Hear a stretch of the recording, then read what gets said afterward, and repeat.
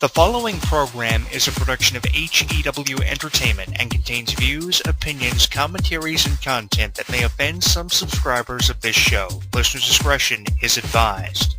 It's that time once again for HEW Entertainment Radio. And that's all I got to say about that. Hosted by Jonathan Clarke. The beat! The man! You gotta beat the man! Whoa! Be sure to join us in the live chat room during the show.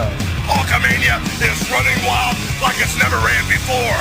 Call us on one of our request lines. If you live in the United States, call us at 1-641-985-7800, box number 3729288. If you're from Canada and would like to call us from 1-647-724-4194, box number 3729288. Long distance charges may apply in some areas.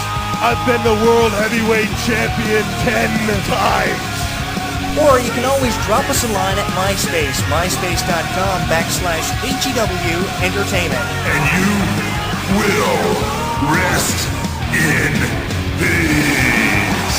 Emailing us works for you too. Email us hewwrestling@hotmail.com. I am a wrestling god.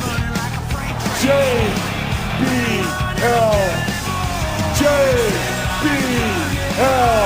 And now, without any further ado, here is your host of HEW Entertainment Radio on the official website of HEW Entertainment, Jonathan Clarke.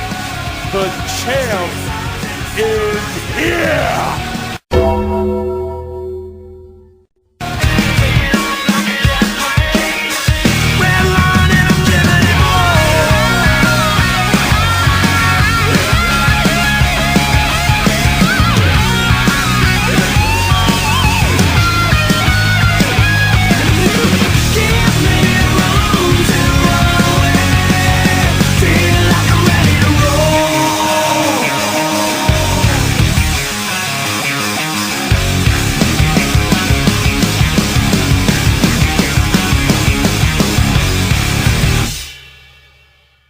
Streaming live on YouTube, Twitter, and Facebook. HEW Entertainment Radio is inviting you to comment on our video blogs, join the conversation, and like us. So what are you waiting for? Log on and listen now.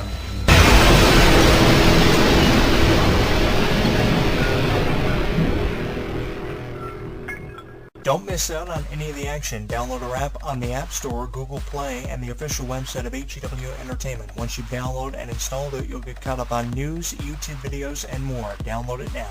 Woo!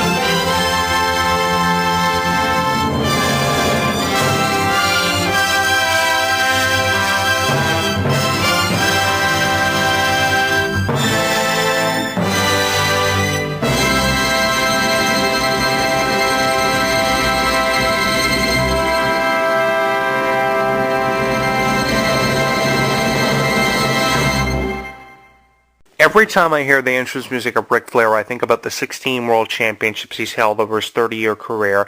I think about the 2 Hall of Fame rings he's had the opportunity to hold and wear.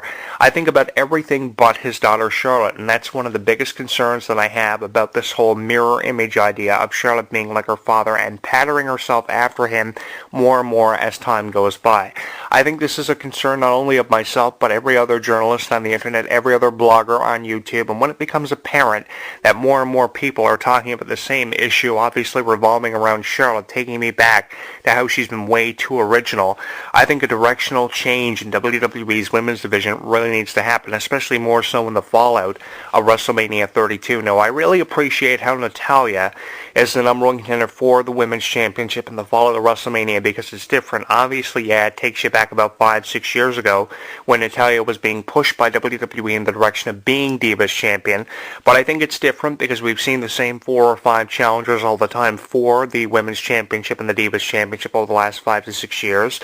So I think, this is a change of obviously pace, but I think there is a lot that can be improved on in the division in the way of storylines and the approach of it. Like Ric Flair needs to really be taken out of his storyline and having it revolve around Ric Flair and Bret Hart and their history from back in the early 90s. I mean, come on. Yeah, their history spans from WWE to WCW, and obviously it's going to be cool for wrestling fans to see Ric Flair and Bret Hart in their respective corners. Bret Hart in the corner of Natalya, Ric Flair in the corner of his daughter Charlotte. Obviously a physical confrontation will happen with them putting their hands on each other on the outside of the ring, with obviously Bret Hart dominating because of his stroke. But the thing is, I think there is a lot of room for improvement in what they're doing with Charlotte because she's becoming way too much like her father as time goes on, and that is a really big concern for me. If she had a different approach, if she was being perceived more so in the way she wanted to be perceived more so than that of Triple H, Stephanie, and Ric Flair, I think that more people would have a better understanding of who Charlotte was and a better appreciation for her as an athlete and a performer. And I hope that is what happens eventually for Charlotte as she gets away from her father. I hate this whole idea of how Ric Flair now, after 30 plus years of wrestling, is now a manager of Charlotte, and he has this manager's license and a right to be in the corner of Charlotte. After holding 2 Hall of Fame rings, 16 World Championships, Ric Flair is a legend of this sport. He's in the corner of his daughter and looking so ridiculous. They're making Ric Flair look like a pervert. Excuse my language, but he is really being looked like as a pervert in WWE because of the way that he's being perceived, the way he's putting his hands on women, the way he's always getting involved in Charlotte's matches, and he's so excited to be putting over Charlotte and getting involved in her matches. They're making him look like nothing more than a pervert, and it really needs to stop. I mean, it's not about Space Mountain. It's not 25 years ago when Ric Flair was in the prime of his career, winning matches and world championships, and Mr. Perfect was coming out as his manager and his spokesperson. I really hate this whole idea of how they're going back to Space Mountain with Ric Flair, and I think that more and more people are becoming frustrated over the same concerns that I have about Charlotte. I mean, Charlotte is incredibly beautiful. She's incredibly talented. There's no denying that.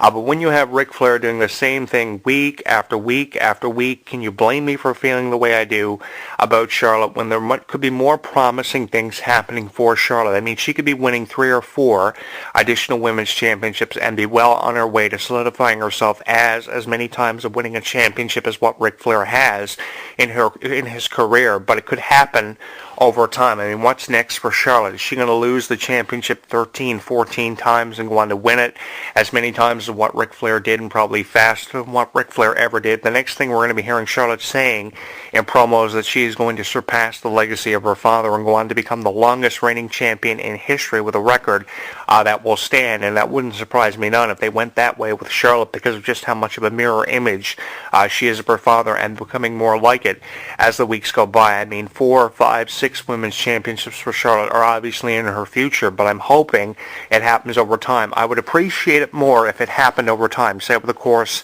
of maybe 5, 6 years, not 5 or 6 months. There was a difference from everything happening within 5 or 6 months than 5 or 6 years, because in 5 or 6 years' time, if she won, say, 5, 6 additional women's championships, then obviously we'd have a better appreciation for her having done that rather than seeing it all happen for her in 5-6 months, which is really what's happened for her. I mean, she first started out as the NXT Women's Champion. Ric Flair was coming out to ringside with her then she went to WWE after obviously being pushed by Ric Flair, Triple H, and Stephanie endorsing her as part of this whole women's revolution in the WWE. And then she goes from that to being the Divas and Women's Champion at the same time. She went into WrestleMania this year as the Divas Champion, then she was crowned the first Women's Champion in about 15 years. I mean, the last time the Women's Championship was actually relevant and used in storylines for women was back when Michelle McCool and Melina were competing for the championship, along with divas like Maurice, who I'm not the biggest fan of having returned in this new generation, because I don't think Maurice really fits into this generation. Now, I have been a fan of bringing back divas who were experienced to help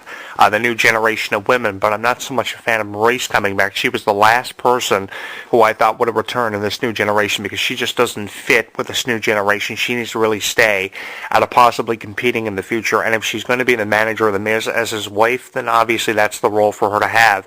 And that's a role more fitting for her than what Ric Flair is right now as the manager of his daughter. I really hate this whole idea. And I remember a couple of months ago actually writing a column on how I felt about Ric Flair being the manager of his daughter. I said, this is ridiculous. You have a 2-time Hall of Famer, a 16-time world champion, and he's doing this after 30 years of wrestling against every big name he could have possibly wrestled against, from Bret Hart to Shawn Michaels, at events like WrestleMania and SummerSlam, defeating the top names in the industry to win championships.